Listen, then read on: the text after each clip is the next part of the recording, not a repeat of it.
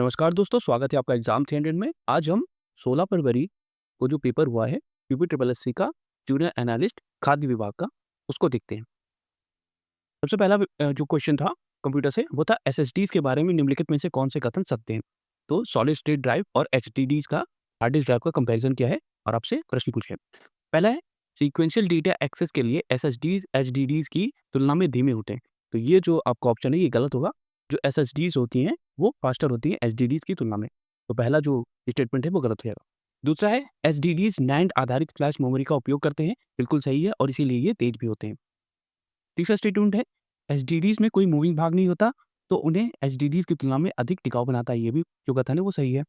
चौथा कथन है, एचडीडीज की तुलना में कम बिजली की खपत करते हैं। ये भी जो कथन है वो सही है। तो दूसरा, तीसरा और चौथा जो स्टेटमेंट है ये सही हो जाएंगे, पहला गलत हो जाएगा। तो इसका सही ऑप्शन हो जाएगा 2, 3 एंड 4। ऑप्शन बी जो है उसका राइट आंसर हो जाएगा। अगला प्रश्न है, हमसे टीडीएमए और सीडीएमए के बीच अंतर पूछा है। तो इसमें जो है ये जो डी ऑप्शन है कि टीडीएमए प्रत्येक उपयोगकर्ता के लिए अलग-अलग समय स्लॉट का उपयोग करता है, जबकि सीडीएमए प्रत्येक उपभोक्ता के लिए अद्वितीय कोड का उपयोग करता है। ये जो डी ऑप्शन है ये जो है वो करेक्ट हो जाएगा। अगला प्रश्न है, क्रिप्टो करेंसी लेन-देन के लिए कौन-सी तकनीकी आधार रेखा है? तो क्रिप्टो करेंसी जो लेन-देन होता है, आपकी क्रिप्टो करेंसी वो जो है वो बेस्ड होती है ब्लॉकचेन पे।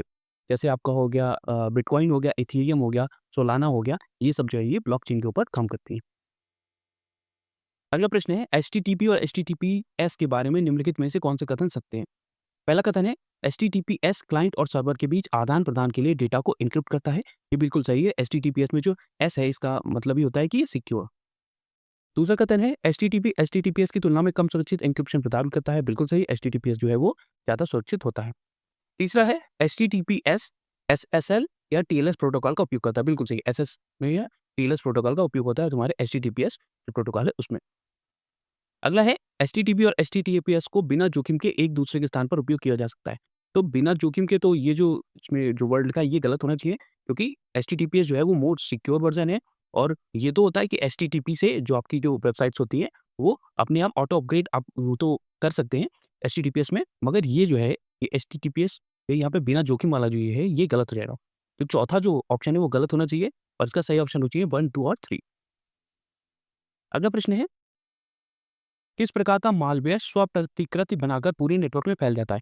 यानी कि सेल्फ रेप्लिकेट करने वाला वायरस कौन-सा होता है? तो उसको जो कहते हैं उसको वर्म कहते हैं। इनमें से कोई भी नहीं होगा। तो इसका सही आंसर होगा ई, उपयुक्त में से कोई नहीं। वर्म इसका फुल फॉर्म क्या होता है? Write once read many. ये क्या करता है, अगर आपके किसी एक सिस्टम में आ गया तो ये क्या करेगा, फिर ये अपनी कॉपी बनाएगा और लैन या वैन जो आपका होगा उसमें सारे सिस्टम में फैल जाएगा। जो ट्रोजन है इसमें, ये ट्रोजन क्या होता है? तो ट्रोजन क्या होता है कि आपको कोई सॉफ्टवेयर या कोई आप प्रोग्राम इंस्टॉल करेंगे, वो आपको मतलब पहले दिखाएगा कुछ और, मगर जब आप उसको इंस्टॉल कर लेंगे तो उसके अंदर वो एक छुपा हुआ वायरस होता है, उसको कहते हैं ट्रोजन वायरस।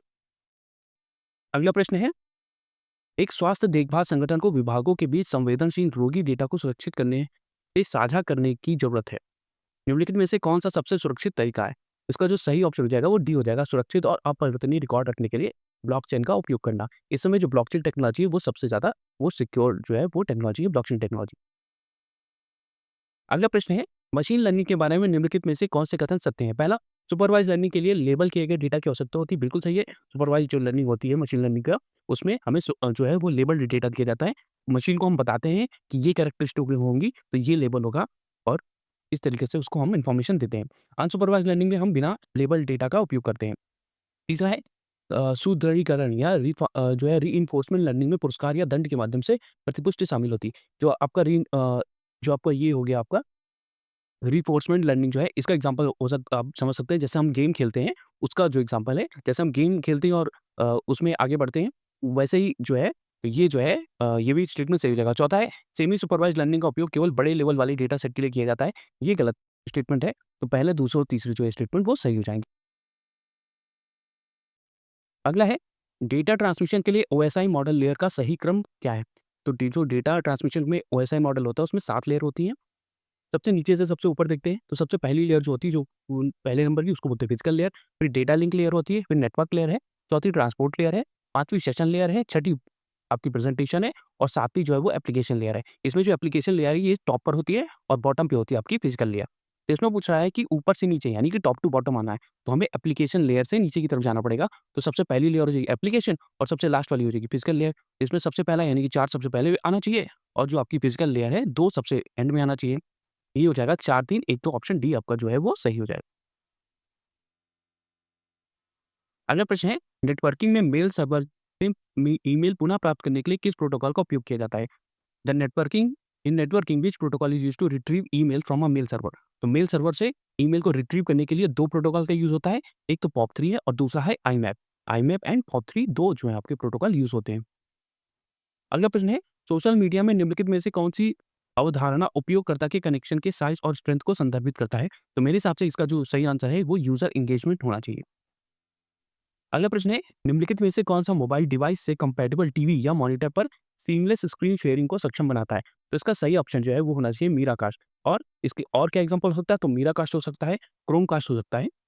ये जैसे आप अपने फ़ोन को जो है वो कास्ट कर सकते हैं, अपने लैपटॉप पे चला सकते हैं, जो भी कंटेंट आपका फ़ोन पे चल रहा होगा वो आपके लैपटॉप पे चलने लगा या आपकी टीवी पे चलने लगेगा जो एंड्रॉयड या स्मार्ट टीवी होती है उस पे। तो उसको कहते हैं मीराकास्ट या क्रोमकास्ट। अगला प्रश्न था, एमएस एक्सेल में निम्नलिखित टेक्स्ट फंक्शन का आउटपुट क्या है? तो एक टेक्स्ट फंक्शन दिया गया हमें मिड फिर ब्रेसेस में लाइब्रेरी फिर 4, 2। तो ये क्या करेगा? ये जो फंक्शन है ये हमें इस लाइब्रेरी वर्ड का जो चौथा जो अल्फाबेट है उससे काउंट करके उसको इंक्लूड करके और 2 अल्फाबेट हमें आउटपुट में देगा। तो इसका करेक्ट आंसर होना चाहिए आपका B R. TCP IP model के बारे में निम्नलिखित में से कौन-सा कथन गलत है? तो इसका जो दूसरा कथन है, वो आपका गलत कथन है। ये बोल रहा है data link layer OSI model की पहली लेयर होती है, क्योंकि ये गलत है। पहली लेयर कौन-सी होती है ओएसआई मॉडल में? वो थी फिजिकल लेयर। अभी हमने ओएसआई मॉडल देखा ऊपर। अगला प्रश्न था मैचिंग से एचटीएमएल, सीएसएस, जावास्क्रिप्ट और एसक्यूएल तो लैंग्वेजेस को जो है उनके यूज़ केस से हमें मिलाना है। तो सीएसएस का यूज़ क्या है? तो इसको इससे हम वेब पेजों को स्टाइल करते हैं और जावास्क्रिप्ट का यूज़ क्या करते हैं? तो वेब पेज में इंटरैक्टिविटी को बढ़ाते हैं। तो इसमें बी का 2 हो जाएगा, सी का 1 हो जाएगा, इसका करेक्ट ऑप्शन हो जाएगा डी।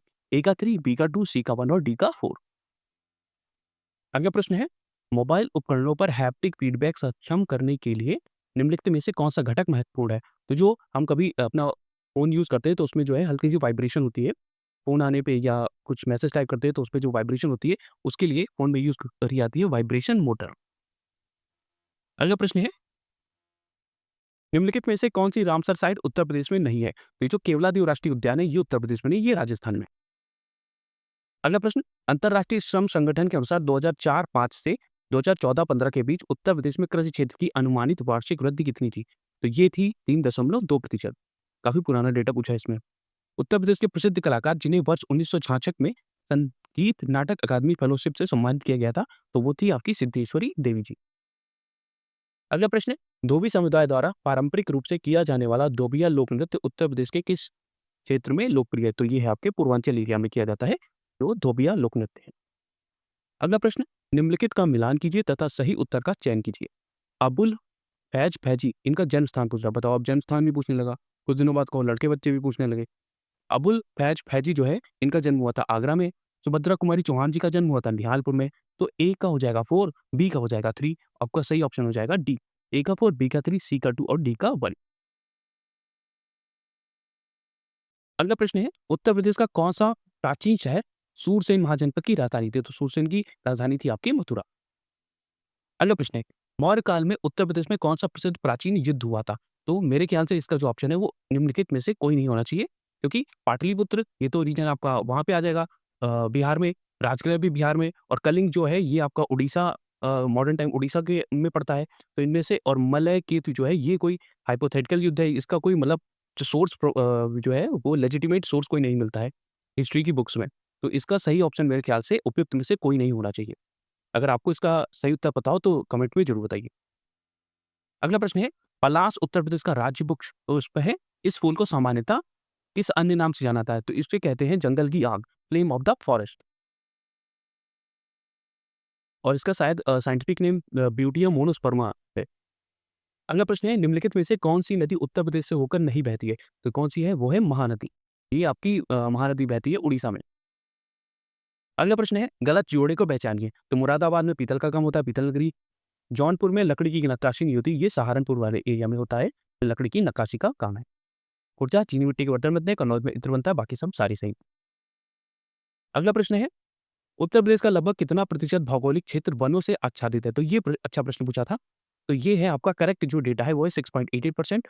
तो इसमें जो सही ऑप्शन हो जाएगा वो है 6 से 7%। अगला प्रश्न है, खादर और बांगर उत्तर प्रदेश की किस प्रमुख मृदा समूह का उपप्रकार है? तो खादर और बांगर किसमें आती है? ये जलोढ़ मिट्टी में आती है। जलोढ़ मिट्टी के टाइप है खादर और बांगर। खादर जो है वो नई जो जलोढ़ होती है उसको खादर कहते हैं, और जो बांगर है वो पुरानी जलोढ़ जो मिट्टी होती है, कम उपजाऊ होती है, उसको कहते हैं बांगर। अगला प्रश्न, उत्तर प्रदेश के प्रतीक चिन्ह में मछली का एक जोड़ा है, ये मछलियाँ किसका प्रतीक है? तो ये अवध के पूर्व शासक, बेसिकली अगर तुमसे मतलब पूछे तो अवध के पूर्व शासक या जो अवध में या उत्तर प्रदेश में जो मुस्लिम शासन था, उसका प्रतीक है। अगला प्रश्न है, उत्तर प्रदेश रोजगार रिपोर्ट 2023-24 के अनुसार 2017-18 में उत्तर प्रदेश का अनुमानित प्रति व्यक्ति सकल राज्य घरेलू उत्पाद कितना था? तो ये काफ़ी जो है वो टफ प्रश्न बना है। इनमें से जो ऑप्शन होना चाहिए वो ई ऑप्शन होना चाहिए, उपयुक्त में से कोई नहीं, क्योंकि जो जीएसडीपी थी वो थी 35,917, 2017 और 18 में। अगला प्रश्न है, ऊर्जा रिक्लेमेशन प्रोग्राम में यूपीबीएसएन को किस संगठन से वित्तीय सहायता प्रदान की थी? तो इसमें 2 जो थी उन्होंने की थी, पहली थी विश्व बैंक और दूसरा था यूरोपियन यूनियन। तो ये भी काफ़ी टफ प्रश्न पूछा है। विश्व बैंक और यूरोपियन यूनियन दोनों ने मिलके जो है वित्तीय सहायता प्रदान करी थी। तो इसका ऑप्शन हो जाएगा सी। अगला प्रश्न है, उत्तर प्रदेश नगर निगम अधिनियम किस वर्ष में पारित हुआ था? तो ये पारित हुआ था आपके 1959 में, 1959 में। अगला प्रश्न, निम्नलिखित में से कौन-सा सही सुमेलित नहीं है? तो ये आसान प्रश्न था। इसमें जो है पहला ही ऑप्शन जो है वो सुमेलित नहीं है। लाल बहादुर शास्त्री हवाई अड्डा जो है ये लखनऊ में नहीं है। ये जो लखनऊ में है वो है आपका चौधरी चरण सिंह हवाई अड्डा, या जिसे अमौसी हवाई अड्डा भी कहते हैं। अगला प्रश्न है, उत्तर प्रदेश के मुख्य रूप से निम्नलिखित में से किस लक्ष्य को प्राप्त करने का उद्देश्य से किसान कल्याण मिशन की शुरुआत की थी? तो ये जो किसान कल्याण की शुरुआत की थी मिशन की, ये लगभग 2021 में करी थी शायद, और इसका जो मिशन था, मतलब इसका जो होता है कि किसानों की आय को दुगुना करना, डबलिंग फार्मर्स इनकम। अगला प्रश्न, उत्तर प्रदेश के किस जिले में 300 मीटर चौड़े क्षेत्र में यूरेनियम का बड़ा निक्षेप पाया गया है? तो ये पाया गया है आपके ललितपुर जिले में। ललितपुर जिले में मतलब यूरेनियम के जो है निक्षेप पाए गए। अगला और अंतिम प्रश्न था, मुख्य रूप से दूरस्थ शिक्षा पर केंद्रित उत्तर प्रदेश राजश्री टंडन मुक्त विद्यालय जो ओपन यूनिवर्सिटी है, उत्तर प्रदेश की एकमात्र ओपन यूनिवर्सिटी है आपकी राजश्री टंडन जो मुक्त विश्वविद्यालय है, ये कहाँ पे है? तो ये है आपके प्रयागराज में। तो ये आपका पेपर था। अगर ये वीडियो अच्छा लगा हो तो लाइक करें, शेयर करें और सब्सक्राइब करें। Thank you.